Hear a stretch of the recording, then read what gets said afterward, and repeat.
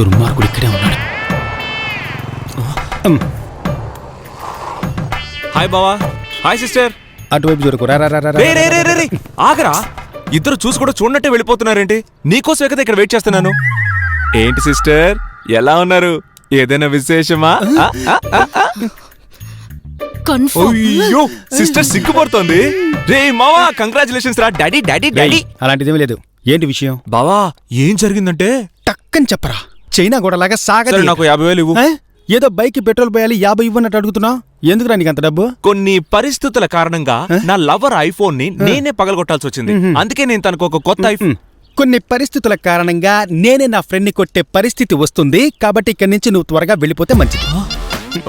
బావా బావా రేయ్, నువ్వు గనక నాకు ఐఫోన్ కి డబ్బులు ఇవ్వకపోతే చివరి వరకు ఒక బ్యాచులర్ గా నీ ఫ్రెండ్ గా నీతోనే ఉండడం తప్ప నాకు వేరే దారి లేదు. తప్పకుండా అరేంజ్ చేస్తాను. నవ్వుతూ చెప్పు, నవ్వుతూ చెప్పు. ఎక్స్క్యూజ్ మీ సార్, మీరు అడిగిన రిపోర్ట్ ని మేము మెయిల్ చేసేసాం. ఇక వెళ్ళొచ్చు కదా? ఒక్క నిమిషం.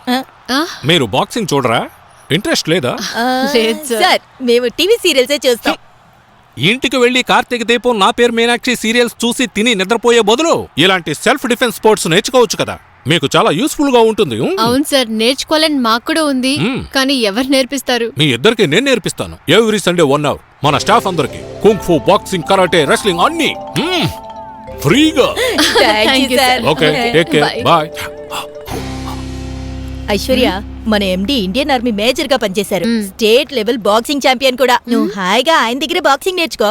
ఆ తర్వాత అభిమన్యు గడు ఏదైనా గొడవ చేశాడే అనుకో, వాడి ముఖం మీద ఒకే ఒక గుద్దు డిస్కో.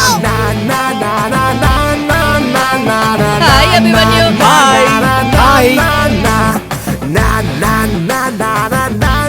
ఐశ్వర్య మేడం, నా వల్లే మీ ఫోన్ పగిలిపోయింది. మీకు కొత్త ఫోన్ ఇవ్వడానికే మా షాప్ బ్రాంచ్ నే ఇక్కడ ఓపెన్ చేసాం. మీకే ఫోన్ కావాలో తీసుకోండి. ఈ టేబుల్ మెట్ కావాలన్నా మీరు తీసుకోవచ్చు. దీన్ని మీరు 3 విధాలుగా వాడుకోవచ్చు. మీ గబ్బు కొట్టే నైటిని ఉతికారేసుకోవచ్చు, మీ జుట్టు విరబోసుకొని పేలు చూసుకోవచ్చు, మీ కాలు ఎత్తి పెట్టి సారీ మామా గోల్డ్ కట్ చేసుకోవచ్చు. మిస్ జూనియర్ కౌసల్య, మీరు తీసుకోండి. పర్వాలేదు.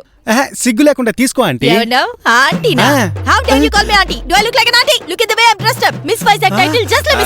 ఆగండి ఆగండి, ఎందుకండి ఫ్లూ జ్వరం వచ్చిన కుంఫు పండలా ఆవేశపడుతున్నారు?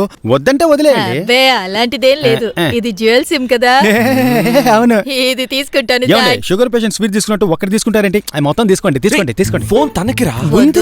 తర్వాత ఫ్రీగా వస్తే పెనాయిల్ కూడా తాగేస్తారని ఎగతాళి చేస్తారు. నాకెందుకు? ఐశ్వర్య, ఇంత జరిగా కూడా మీరు ఫోన్ తీసుకోకపోతే మీ ఇంటి ముందు షాప్ పెట్టడం తప్ప నాకు వేరే దారే లేదు. ఏంటి బెదిరిస్తున్నావా? ఆబ్వియస్లీ. ఓకే ఓకే, తన వల్లే నా ఐఫోన్ పగిలిపోయింది. అందుకనే ఐఫోన్ మాత్రం తీసుకుంటా.